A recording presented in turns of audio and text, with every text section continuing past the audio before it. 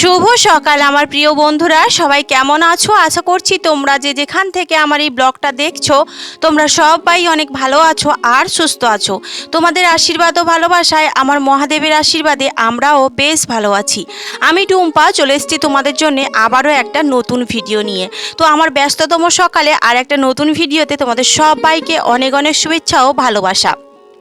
আজকের দিনটা হলো বুধবার আর ঘড়ির কাঁটায় এখন ঠিক সকাল 5:30। তো চলো তোমাদের সবাইকে সাথে নিয়ে আজকের ব্লগটা সকাল 5টা থেকেই শুরু করছি। সকালে ঘুম থেকে উঠেই দেখি একেবারে মেঘলা মেঘলা মেঘলা ওয়েদার।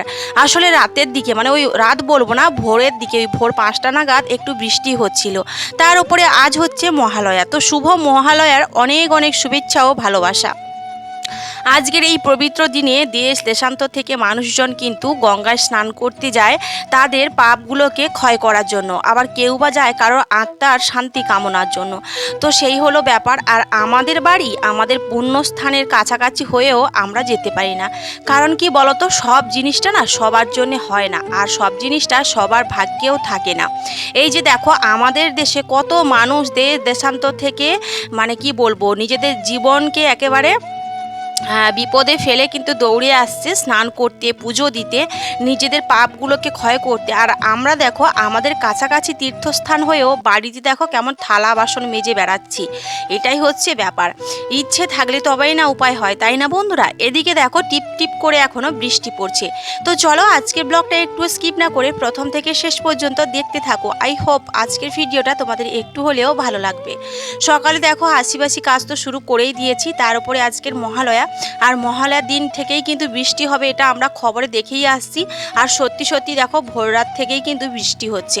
তার আগে এত গরম ছিল, মানে যেটা সহ্য করতে পারা যাচ্ছিল না, গায়ে পুরো সেই লঙ্কা বাটার মতো জ্বলুনি শুরু হয়ে গেছিলো। যাই হোক, ওদিকে সমস্ত আশিবাসি কাজগুলো কমপ্লিট করে স্নান সেরে এখন পুজোটাও দিয়ে নিচ্ছি। আর আজকের মামাম সোনার স্কুলটাও ছুটি রয়েছে, কারণ আজ তো মহালয়া, সেই জন্য প্রত্যেকটা স্কুল কিন্তু এখন ছুটিই রয়েছে। চলো এদিকে পুজো দিয়ে দিই, তারপরে কাজবাজ সমস্ত অন্য কাজবাজগুলোয় হাত দেবো। তো সত্যি কথা বলতে কি বলতো বন্ধুরা, মাটির ঘর, শ্বেত পাথরের ঘর কিংবা কোনো রাজপ্রাসাদ মানুষের জীবনে কিন্তু সেটাই আসল নয়। আমি মনে করি অনেকে কিন্তু পাকা বাড়ির পেছনে, রাজমহলের পেছনে দৌড়ে বেড়ায়। কিছু কিছু মেয়েরা রয়েছে দেখেছি যে মাটির বাড়িতে বিয়ে করলে পরে তাদের অনেক কষ্ট হয়। কারণ কি, আমার বান্ধবী বিয়ে করেছে, ওদের পাকা বাড়ি রয়েছে, ওদের শ্বেত পাথরের বাড়ি রয়েছে, ওরা এত নম্বর ফ্ল্যাটে থাকে, এই বলে স্বামীর সঙ্গে ঝগড়া করে, নিজেদের মন কষাকষি করে। সত্যি কথা বলো তো বন্ধুরা, মানুষ জীবনে একটু সুখ শান্তি পেতে গেলে কি সত্যিই কোনো রাজপ্রাসাদের দরকার হয়? আমার তো মনে হয় না, কোনো রাজপ্রাসাদের দরকারই পড়ে না। কারণ সারাটা জীবন হাতে হাত রেখে একটা, মানে সারাটা জীবন অতিবাহিত করার জন্য একটা বিশ্বাসযোগ্য হাতের দরকার হয়। আর সেই হাতটা যদি তোমার বিশ্বাসযোগ্য হয়ে ওঠে, তাহলে তোমার রাজপ্রাসাদ, তোমার হচ্ছে পাকা বাড়ি, তোমার শ্বেত পাথরের বাড়ি, কোনো কিছুই প্রয়োজন হয় না। একটা গাছতলাও যথেষ্ট হয়ে ওঠে সারা জীবনটা পার করে দেওয়ার জন্যে। আর সত্যি কথা বলতে, জীবনে যদি সুখ শান্তি না থাকে তাহলে দালান কোঠাও কিন্তু শ্মশান হয়ে ওঠে। তো চলো, অনেক কথা অনেক জ্ঞান দিয়ে ফেললাম তোমাদের। সত্যি কথা, যেটা আমার জীবনে ঘটে আর আমি যেভাবে রয়েছি সেটাই তোমাদের সাথে শেয়ার করি। হয়তো তোমাদের একটু বেশি জ্ঞান দিয়ে ফেলে কিনা জানি না, তবে আমার মনে যেটা হয় সেটাই তোমাদের সাথে শেয়ার করতে আমি বেশ ভালোই বাসি। এদিকে দেখো আমি সকালে পুজো দিয়ে কিন্তু স্নান সেরে তো পুজোটা দিলাম, তোমরা দেখলে। তারপরে বাসি জামা কাপড়গুলো কেচে কুচে এই যে মিলে দিচ্ছি। আজকের কিন্তু রোদ্দুর বেরোবে না। আর এদিকে দেখো কাঁটা গাছের ডালগুলো পুরো বৃষ্টির জন্যে না, গাছের ডালগুলো নিচের দিকে মানে ঝুলে গেছে আর কি, সেই জন্য আমি একটু ভেঙে ভেঙে দিলাম, কারণ চোখের মধ্যে ঢুকে যাবে তো। তো এদিকে এসে দেখো এখন সবজিগুলো কেটে নিচ্ছি, কারণ আজকে রান্নাও তো আমাকে ঝটপট করে বসাতে হবে জানো।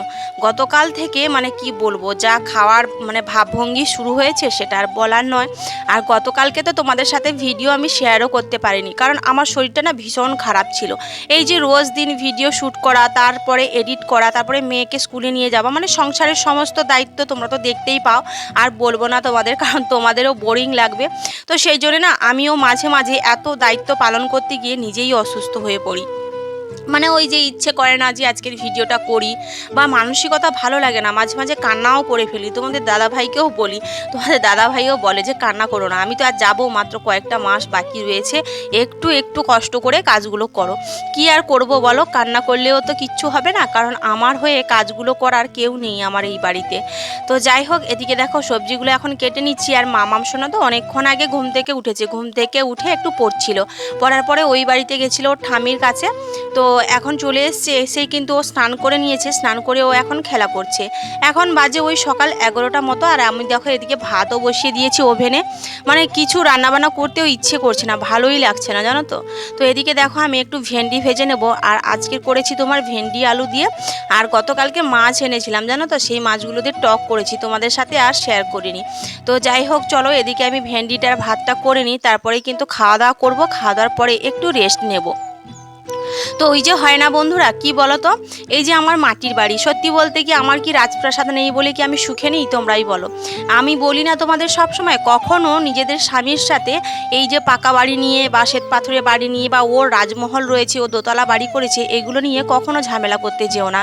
কারণ তোমার স্বামী যদি তোমার মনের মতো হয়, তোমার সব থেকে ভালোবাসার জিনিস হয়, বা তোমাকে যদি ভালোবেসে থাকে বা তোমার যত্ন নেয়, তাহলে ওই মানুষটাকে কখনো কষ্ট দিও না। কারণ কি বলো তো, ওই কিন্তু একমাত্র তোমার বিশ্বাসযোগ্য মানুষ, যে তোমাকে নিয়ে সারাটা জীবন অতিবাহিত করতে পারে। তো বন্ধুরা, এখন বাজে কিন্তু সন্ধ্যে 6টা, আর মামাম সোনা দেখো এখন পড়তে বসে গেছে। কি খাচ্ছ না, দেখি দেখি। হজমলা খাচ্ছ? আলে বাবলে, আমাকে একটা দিবা? Thank you. সবাইকে হাই করে দাও, হাই করে দাও, বলো হ্যালো বন্ধুরা, বলো গুড ইভিনিং বলে দাও। মামা বলে দাও, কয়দিন ছুটি আছে তোমার স্কুল? মামামের স্কুল কয়দিন ছুটি আছে ডায়েরিতে দেখছে, দেখো। জানেই না কয়দিন ছুটি, তবুও দেখার চেষ্টা করছে। কয়দিন ছুটি দেখতে পেয়েছো? ওলে বাবা, ওখানে স্যার ডাক দিয়ে দিয়েছে। আচ্ছা ঠিক আছে, রেখে দাও, ছিঁড়ে যাবে। তো চলো এখন মামামকে পড়িয়ে তারপরেই কিন্তু আজকে লাইভে আসবো। পড়া হয়ে গেছে? কোথায় দেখি, কি লিখেছো দেখি, কি লিখেছো? দন্ত ন খ কি হয়? দন্ত ন খ কি হয়? বাবা বাবা বাবা। মেয়েকে পড়িয়ে এখন সোজা চলে এসেছি রান্নাঘরে। মেয়ে আমার কয়েকদিন ধরে বায়না ধরেছে যে পিঠে খাবে। মামা বৃষ্টি, ঝড় বৃষ্টি হলে নাকি পিঠে খেতে হয়, কোথা থেকে শিখেছে জানি না, তবে এই বায়নাটা ধরেছে বলে মা শুনে আর কি চুপ থাকতে পারে। সেই জন্য দেখো ঝটপট করে বানিয়ে নিচ্ছি মেয়ের জন্য গরম গরম গুড় পিঠে।